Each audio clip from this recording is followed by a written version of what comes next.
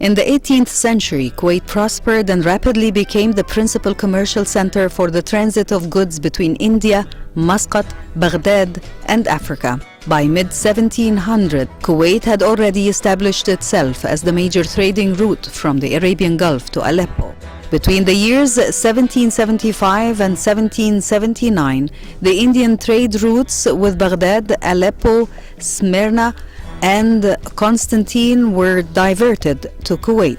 The East India Company was diverted to Kuwait in 1792, securing the sea routes between Kuwait, India, and the east coasts of Africa. Regional geopolitical turbulence helped foster economic prosperity in Kuwait in the second half of the 18th century. Kuwaiti ship vessels were renowned throughout the Indian Ocean. Kuwaitis also developed a reputation as the best sailors in the Arabian Gulf. In the 19th century, Kuwait became significant in the horse trade. Horses were regularly shipped by sea boats from Kuwait. In the mid-19th century, it was estimated that Kuwait was exporting an average of 800 horses to India annually. During the reign of Sheikh Mubarak, Kuwait was dubbed the Marseille of the Arabian Gulf because its economic vitality attracted a large variety of people.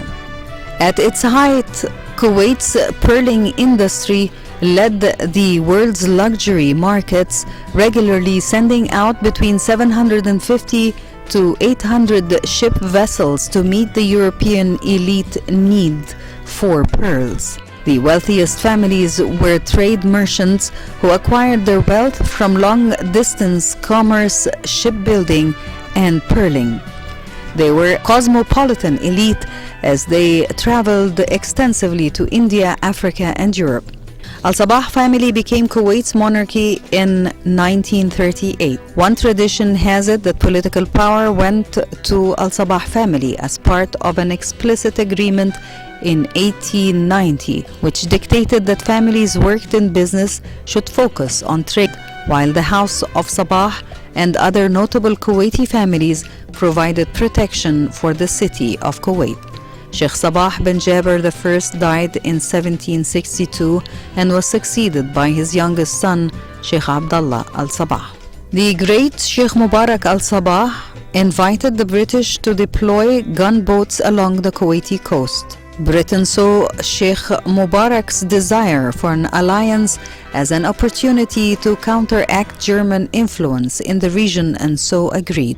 In the first Kuwaiti crisis, the Ottomans demanded that the British stop interfering with their empire. In the end, the Ottoman Empire backed down rather than went to war. In January 1899, Sheikh Mubarak signed an agreement with the British which pledged that Kuwait would never cede any territory nor receive agents or representatives of any foreign power without the British government's consent. The treaty also gave Britain responsibility for Kuwait's national security. In 1915, Sheikh Mubarak the Great died and was succeeded by his son Sheikh Jaber al-Sabah, who reigned for just over 1 year until his death in early 1917. His brother, Sheikh Salim al-Mubarak al-Sabah, succeeded him. Well, I think if you think about relations between sovereign nations and civilization, the very strong human links between the United Kingdom and Kuwait, and the fact that they are built on an extensive history, provides a very strong underpinning for our cooperation as it did throughout the 20th century, but also now into the 21st century and hopefully beyond. So we're very fortunate to have as close a relationship as we do. Well, of course, 1990-1991 was not the first time that the United Kingdom was able to come to Kuwait's aid and assistance. So it is a very important anniversary, and I'd like to take this opportunity to congratulate all Kuwaitis in this happy period of commemorations and celebrations. But I think if you consider the strength of the relationship between the United Kingdom and Kuwait, it's not surprising that Margaret Thatcher, the British people, responded in the way that they did. And I'm very proud of it. I'm also confident that we can stand together in the face of threats even today. So that is very much an enduring partnership.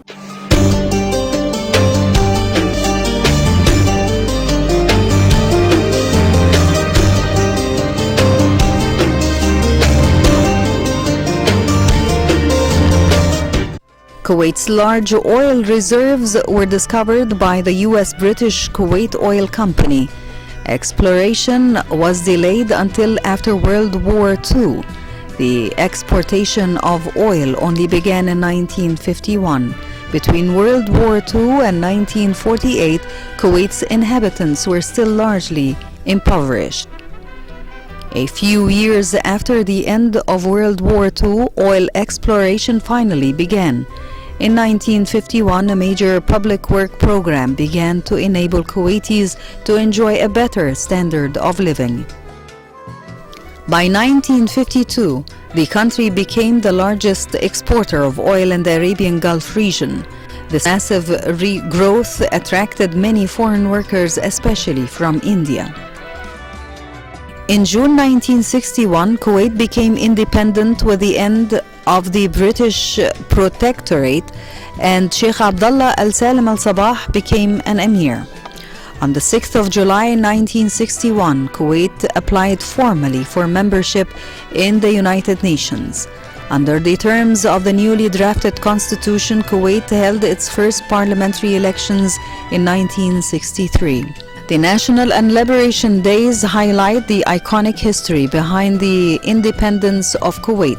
Rejoicing in the spirit of patriotism, the celebrations are held on the 25th of February every year. The celebrations are considered a tremendous significance to Kuwaitis.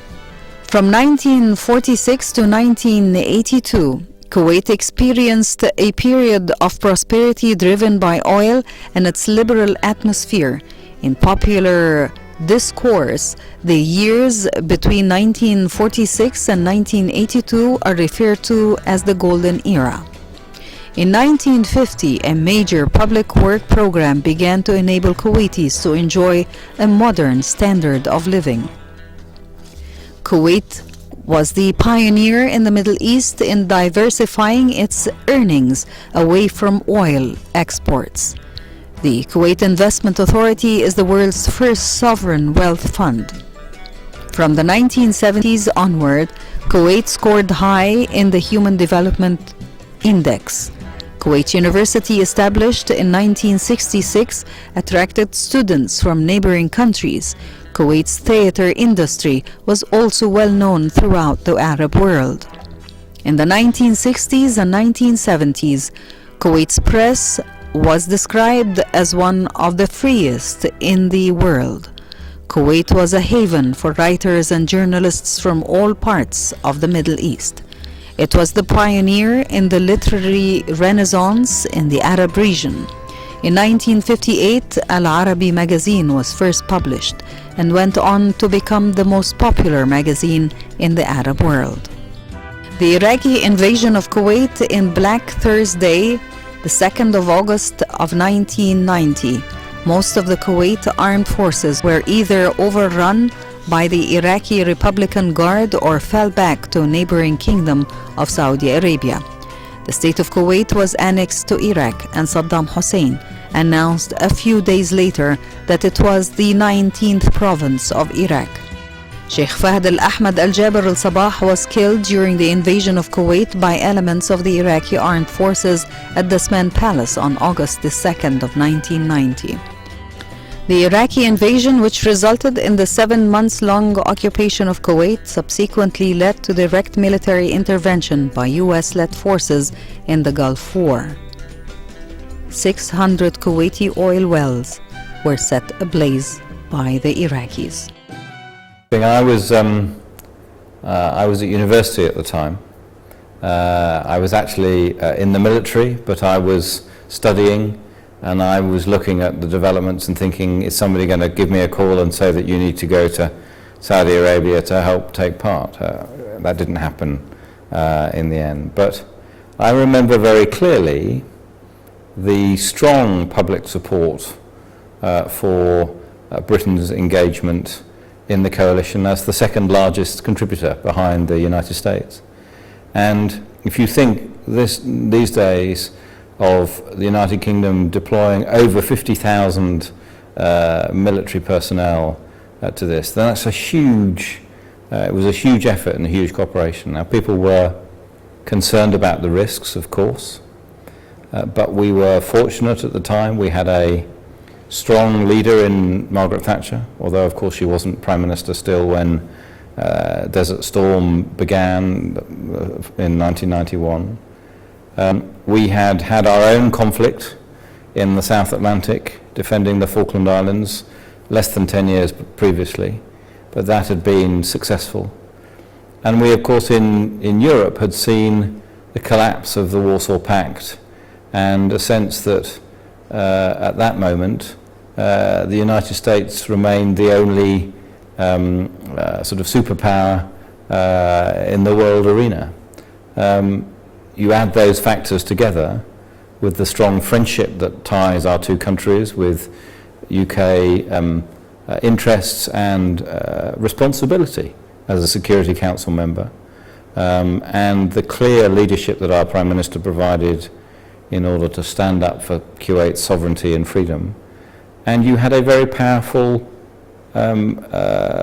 groundswell of popular support for what happened. The second 1990, and France is a permanent member of the Security Council, and of course France voted immediately and participated to the draft of the resolution and condemned the occupation of Kuwait, and this resolution was asking Iraq to withdraw immediately and with no condition from Kuwait. It was clear that France was going to be part of the coalition to liberate the country. So the public opinion at first, to be honest, discovered Kuwait and discovered the situation, discovered Kuwait on a map. And then when things went very bad, when our embassy was invaded in September 1990, this residence also was invaded by the Iraqi troops. We were clear, and at that time it was President Mitterrand who was leading the country in France, that we were going to participate and that the public opinion had to follow. So I remember I was a student at that time, and we were watching television, seeing atrocities on television. Images were shocking. Kuwaitis were some of Kuwaitis were refugees in France. They were interviewed by the television, by the radio. It was extremely interesting to follow this, of course. So to answer your question, I have to step back a little bit, if you'll forgive me, because I first went to Taif in August of 1990, just a few days after the invasion.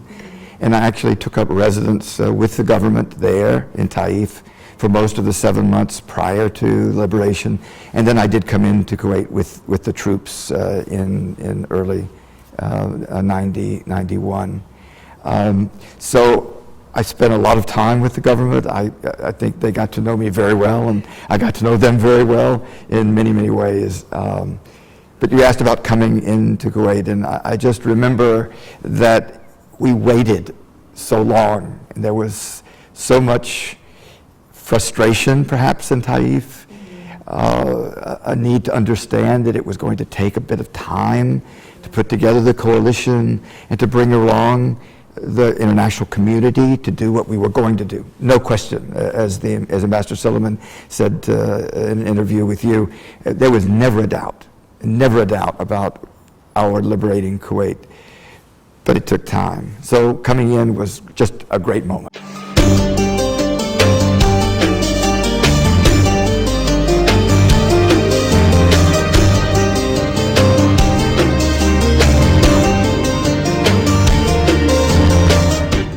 The permanent representative of Kuwait in the UN, His Excellency Mohammed Abul Hassan, has requested to freeze the Iraqi financial assets outside.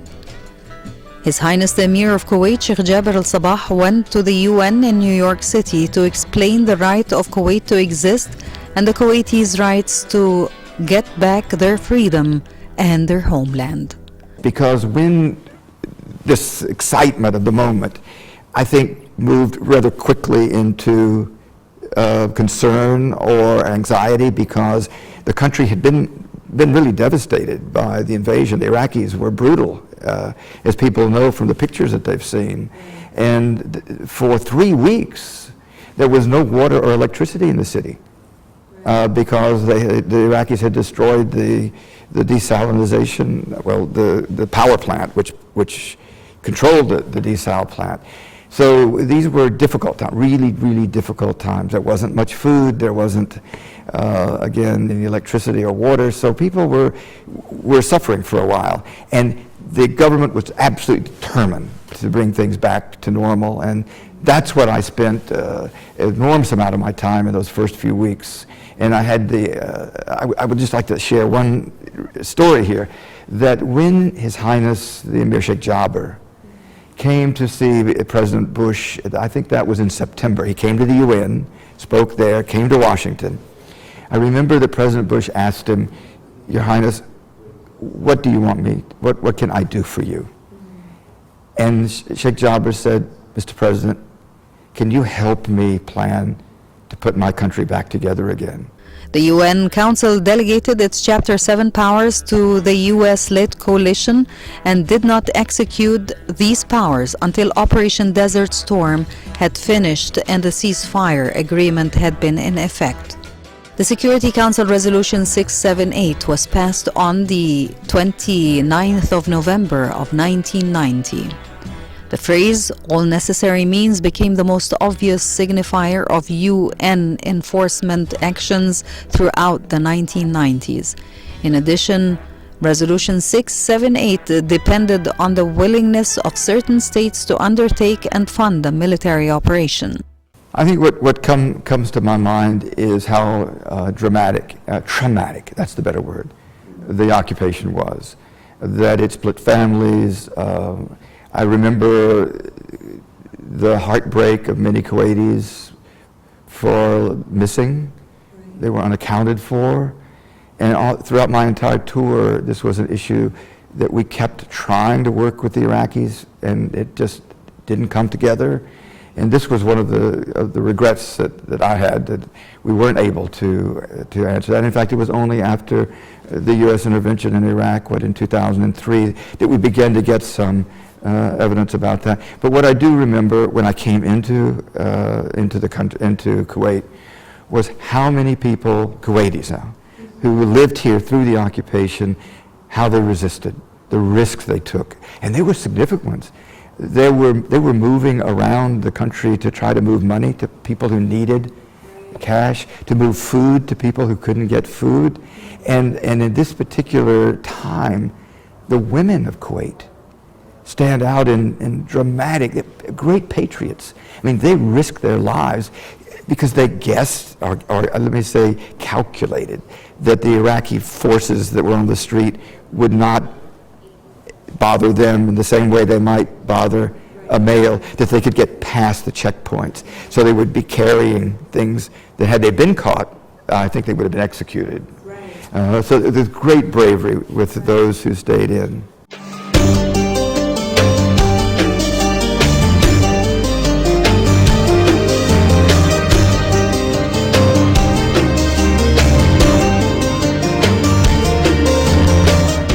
When Iraq failed to comply with the necessary requirements to withdraw from Kuwait, a 34-state military coalition went into action and quickly expelled the Iraqi forces from Kuwait.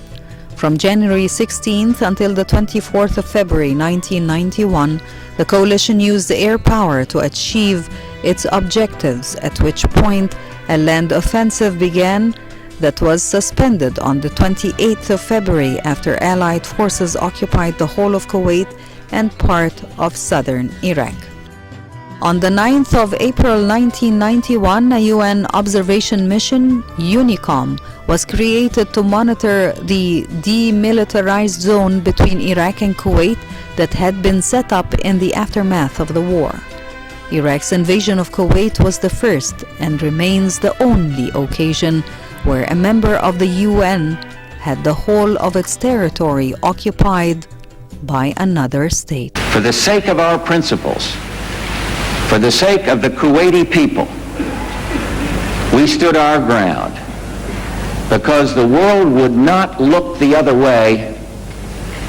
Ambassador El Sabah, tonight, Kuwait is free.